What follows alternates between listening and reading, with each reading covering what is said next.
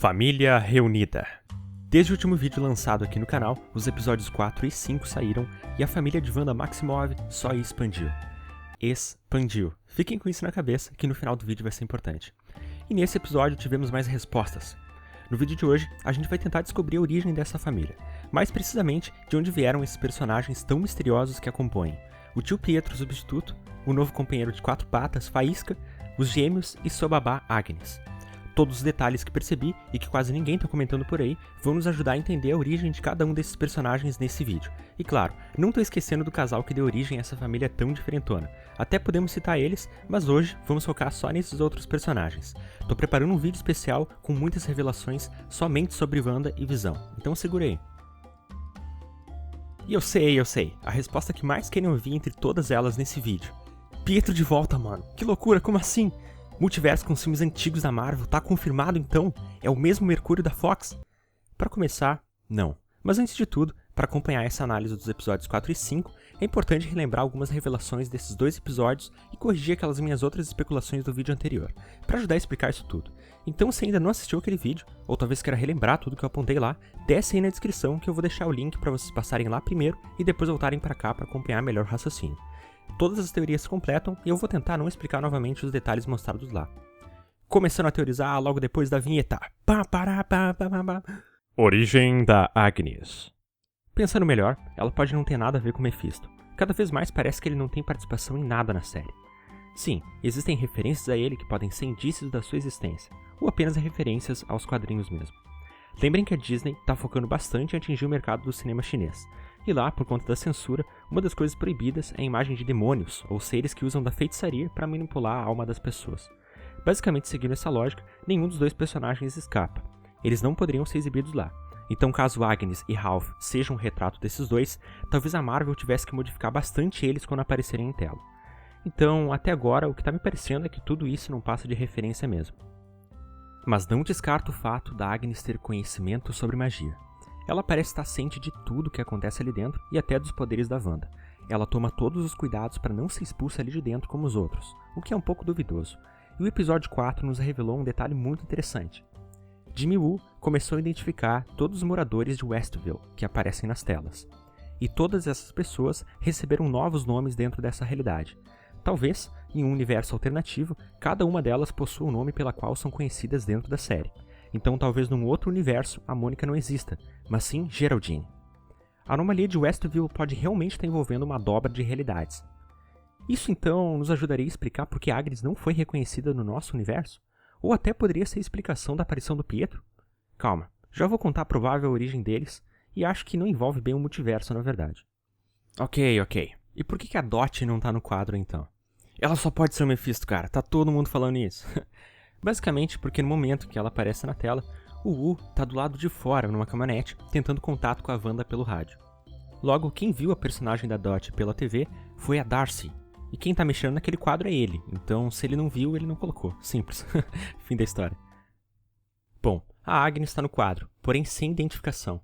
E eu não sei que tipo de programa é aquele usado pela S.W.O.R.D., mas ela parece não ter cadastro ali. E sobre esse programa, pode deixar que no outro vídeo eu vou falar mais sobre ele também.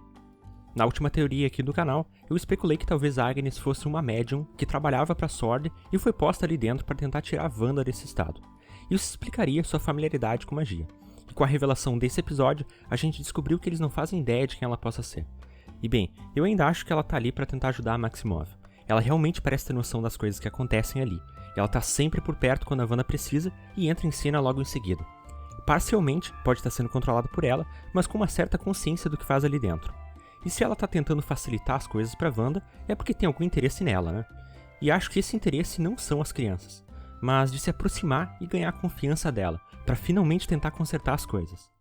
Então a Agnes é uma bruxa do bem? Talvez não bem uma bruxa, mas uma maga. Maga? É assim que se fala? Bom, eu não sei. Toda vez que eu penso em magia no UCM, lembro do Sanctum Sanctorum e seus magos defensores da Terra. O Doutor Estranho não é o único ser com habilidades místicas que vem desse lugar. Então, se há alguma anomalia ameaçando a realidade do planeta, pode deixar que esses caras vão chegar para consertar. E nesse caso, eles não precisam de ninguém. Podem resolver sozinhos, sem ajuda de nenhuma organização secreta. Ou então eles pensaram que não, né? Stephen Strange podia estar batendo um papo no seu Facebook quando de repente recebe um e-mail avisando que a realidade está começando a ser remodelada em uma parte do planeta. Ele decide então mandar uma de seus aprendizes, já que ele está muito ocupado. Mas aí ela fica presa lá dentro e voilá, essa pode ter sido a origem dela na série. Pausa no vídeo pro bebê Visão. Não adianta, qualquer versão bebê que a Disney fizer dos personagens dela, a gente vai gostar. Olha isso, mano. Se bem que olhar muito começa a dar um pouco de medo. Tá bom, já que eu citei o Visão, vamos falar rapidinho um pouco dele e da Wanda, até para entender melhor a origem dos próximos personagens. Assim que Maximoff expulsa a Mônica da cidade e demonstra ter certo domínio de lá, mais uma cena estranha é mostrada para nós. A aparência do Visão muda completamente e se revela como vimos ele da última vez. Todo acinzentado e com aquele buraco no meio da testa dele. Uma cena bem horripilante. Sim, no vídeo passado também achei que ele foi posto ali dentro pela Sword, assim como a Agnes. Mas algumas coisas dessa teoria ainda podem estar de pé, e eu vou deixar para explicar em outro vídeo. Muita gente então começou a achar que a Wanda poderia estar arrastando o corpo dele por aí como uma marionete. Mas não, isso não faria nenhum sentido. Não acho que quem ama de verdade faria isso com um cadáver do ente querido. Se ela estivesse controlando mesmo o corpo dele, eles não brigariam daquele jeito. Ele tem bastante personalidade e uma consciência própria, logo não depende do controle de ninguém. Acham mesmo que ela ficaria manuseando um monte de lata por aí? Sem falar que, como vimos no episódio 5, o Visão estava todo despedaçado entre aquelas mesas. E o poder da Wanda não consiste em consertar a nanotecnologia. Até acho que ela nem conhece a planta do projeto para reconstruir ele. Mas que talvez pode ter consertado ele de outra forma. O poder dela consiste em remodelar a realidade permanentemente. Como vimos a transformação permanente que a roupa da Mônica sofreu. Mesmo fora do domo, as roupas à prova de bala dela permaneceram reconstruídas daquele jeito, sendo do mesmo material. Logo, se Wanda transformou os restos mortais dele em um ser com vida novamente, ele não poderia retornar a ser o que era antes, a não ser que ela quisesse. Então por isso, acho que por um instante, vemos o rosto dele naquele estado, porque representa uma lembrança traumática da última imagem marcante que ela teve dele. Para quebrar o gelo, então, olha aí mais uma foto do Visão. Só que criança dessa vez. Ou pensando bem, essa criança robô parece até mais assustadora que aquela imagem. Enfim, falando em crianças, vamos discutir a origem delas. Origem de Wicano, Celery e Sparky? Já que falamos da origem da babá, vamos falar da origem dessas crianças birrentas que nem a Wanda é capaz de controlar. E sim, acabei acertando isso no vídeo anterior. As crianças da Wanda estão começando a controlar aquela realidade cada vez mais, e tudo contra a vontade dela. A gente acabou de ter a confirmação que as crianças realmente estavam crescendo mais rápido por conta própria. Elas conseguiram mais uma vez envelhecer sozinhas e Wanda não pôde fazer nada para impedir. Então nessa realidade, elas podem estar ficando mais poderosas que ela sim. Vocês lembram? Ainda na gestação, com um chute na barriga, todas aquelas borboletas de brinquedo no berço ganharam vida. E depois, usando a pintura de uma cegonha como referência, criaram uma verdadeira do nada. A cegonha, manos, foquem na cegonha. Ela não existia naquela realidade até as crianças decidirem. Usaram a imagem que existia no quarto delas e criaram um ser a partir daquilo. E se já não bastasse, Wanda tenta desfazer aquele animal, mas nada acontece. Lembra que eu falei sobre os poderes dela agora há pouco, né? Além de telecinese, de criar alucinações e ter manipulação mental sobre outras pessoas, a gente descobriu que ela pode de alguma forma mexer na realidade dentro do perímetro de Westview, do Rex. Sim, aquela barreira agora tem nome. Dentro do Rex, ela alterou a realidade para que os pedaços do seu marido voltassem a ser o que eram antes. Um ser vivo. Ou quase vivo, né? Ele era um sintozoide. Vocês entenderam. Mesmo sendo um robô, ele estava vivo antes, funcionando por aí. Enfim. Ela desejou que, de alguma forma, ela se encaixasse numa sociedade que fosse amigável com ela e que tivesse uma família perfeita, como nas séries de televisão. Então, assim, acho que seus filhos foram gerados, para se encaixar nesse estereótipo. Ela estava sozinha e aí remodelou sua família e dessa forma 2 crianças surgiram do poder do amor dos 2. Olha que lindo, mano. Mas puxaram mais a mãe, né? Acho que seria assustador ver mais uma criança robótica nessa série. Até não descarto que daqui a pouco essas crianças se revelem como robôs e que comecem a matar todo mundo. Revolução das máquinas. Enfim, acho que a origem dessa família está dentro da proposta de alterar a realidade, certo? Em alguma realidade, ela pôde ter tido filhos de verdade com Visão, então eles foram parar ali. Mas lembrando que ela consegue apenas remodelar a realidade, mas não criar o que não existe. Já os seus filhos podem. Eles materializaram esses animais do nada, usando apenas referências. Então o poder deles pode ser uma extensão dos poderes dela, o que ela não tem controle, né? E dessa forma, a gente começa a entender como o Sparky foi parar naquela pia. Sparky ou faísca, no português, né?